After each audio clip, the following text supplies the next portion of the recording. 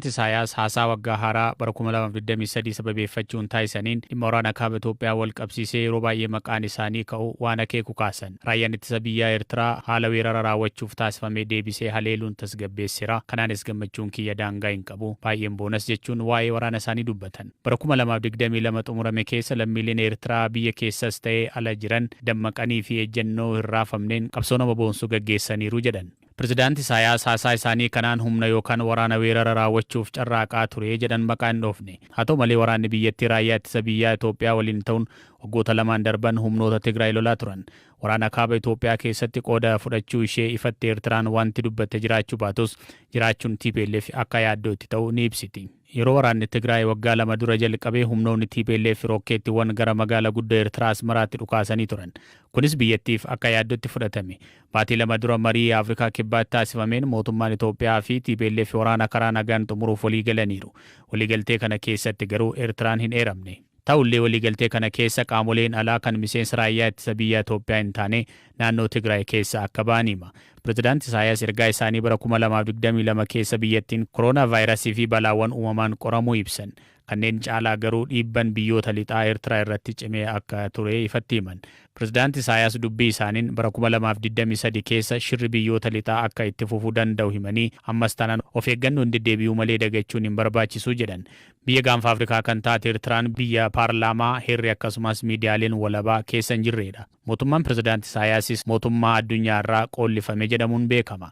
Waraana Itoophiyaa keessa deemaa tureen waraanni Eertiraa badiiwwan jajjaboo lammiilee nagaa irratti raawwachuu fi qabeenya mancaasuun himatama. Biyyattiin garuu himannaa irratti dhiyaatu kana hin fudhattu. Erga waliigalteen nagaa raawwatee boodas waraanni Eertiraa badiiwwan raawwataa jira. Isaan yoo ba'an malee naannoo Tigraayitti nagaan hin bu'u jechuun qondaalonni TPLF ni dubbatu. Torban darbes loltoonni Eertiraa magaalota Tigraay keessaa socho'uu isaanii wayita mul'atetti bahaa jiru kan jedhu dubbatamaa ture. Jiraattonni BBCtti dubbatan garuu sochiin loltoota Eertiraa jiraachuu argan malee Tigraay gadhiisanii bahuu isaaniif mirkaneeffachuu hin dandeenye jedhan. Ameerikaan sarbama mirga namoomaa raawwatee wal qabatee ajajoota waraanaa akkasumas dhaabbilee Eertiraa irratti qoqqobbii kaa'uun ishee ni yaadatama. Weellisaa Zarihuun Wadajoo kan yeroo dheeraaf dhukkubsatee jiru biyya ala deemuun wallaansa fayyaa argatuuf hawaasni gaafataa jira. Barhamtu keessaa weelliwwan qabsoo jajjaboo biyyum keessa taa'uun dhageessisaaf uummata kakaasaa akka ture Zarihuun sabab daraarama argaa tureen miidhaa fayyaa irbul qaba. Haleen isaa lamaanuu hojjechuu dhiisuun amma haali fayyaa isaa sadarkaa yaadessar jiraachuu haati warri isaa olaantu gammachuu Galaana Balaayitti himte. Onneen isaatis xiqqoo rakkoo godhattee miilli isaa ka duratti wayyaanee rukkute tokko jira isaatu lafeen isaa adda bahee cabe. Amma gaa inni kunis sukkaaraa wajjin wal qabateeti miilli lamaanuu ni didee. Rakkoon fayyaa isaa walii irratti daddabalamaa dhufe jechuudha ka.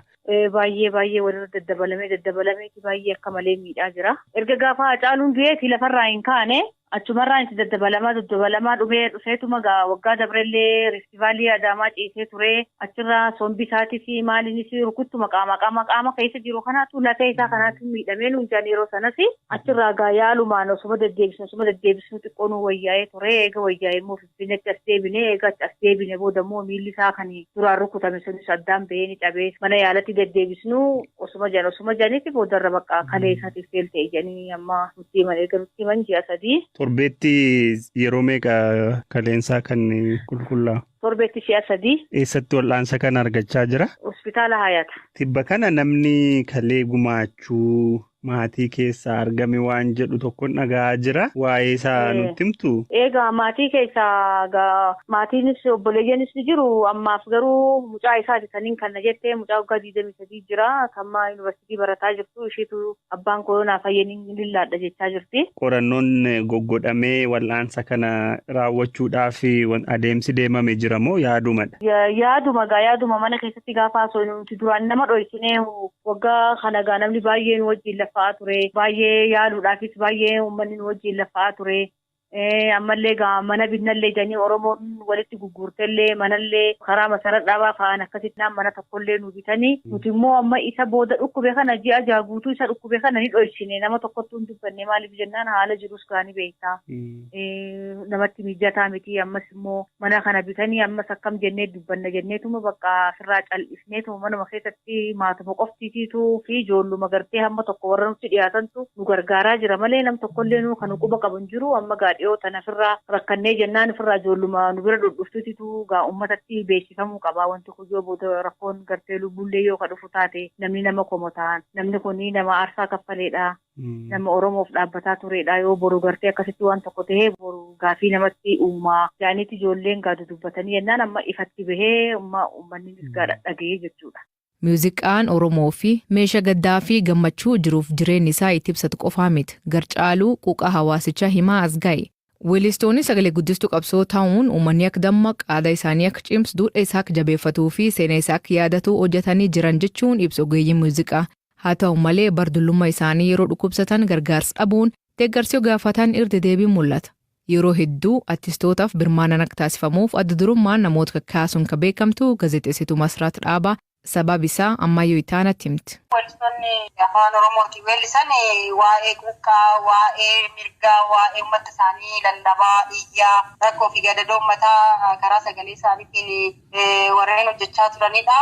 Kun immoo mootummaa dhufaa darbaa keessatti fudhatama hin argatu. Sirna sanas haala gocha uummata irratti raawwatu sanas mormuun egaa mootummaan gammachiisu. Kanarraa ka'uutiin mootummaa hojjetiin immoo wanti itti hojjettee milkooftu jiraachuu dhiisuu danda'a jechaadha. Jaalala uummataa argata. Uummatni gurguddoon immoo harkaa waan qabu, onnee qaba, jaalala qaba. Kanarraa ka'eetti natti fakkaata xiyyeeffannaan isaanii waa'ee uummata isaanii malee waa'ee qabeenya horachuu, waa'ee hojjetanii argachuu jechaadha. Kanaaf galgala keessas yoo dhukkubsatanis maallaqa soratanii otoo hin jiraatin yeroo baay'ee rakkoof saaxilamu. Biyyaas baqatanii warreen turanii dulluma keessa rakkatanis baay'eetu jira. Kanarraa natti fakkaata rakkoon. Gama kaaniin immoo artistoonni sababa aadaatiinis wal qabatee qarshiidhuma qabanuu sirriitti kan hin fayyadamne jiru jedhanii kan qeeqanis jiru maal jettati kanarratti?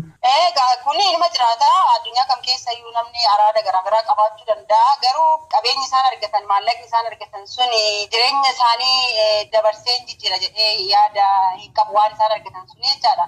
Kanarraa ka'uutiin haalli hojii isaanii tarii isaan saaxiluu danda'a jedhee yaada halkan yeroo baay'ee halkan hojii keessatti weellistoonni kunneen kanaan wal qabatee waan hirriiba isaan hin qabsiisne gochuutiin tarii akkuma tasaa jalqabanii suusii keessatti illee warreen hafan jiranii. Warra durii caalaa warri ammaa kun sirumaa suusii kanaaf waan baay'ee saaxilaman natti fakkaata. Maaltu furuu danda'a rakkoo akkasii kana? Rakkoo akkasii kana ni hiiku. Rakkoon uummataa gaafa hiikame rakkoon artistoota Oromoo sin hiikama jedhee yaada.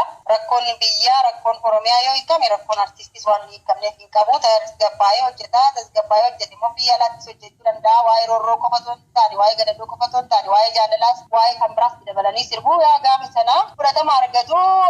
Bakka biraattis hin dhagahamu, saba biraattis hin dhagahamu. Muuziqaan sun ol darbees karaa addunyaa irrattis Afrikaa irrattis beekamuu fi danda'a.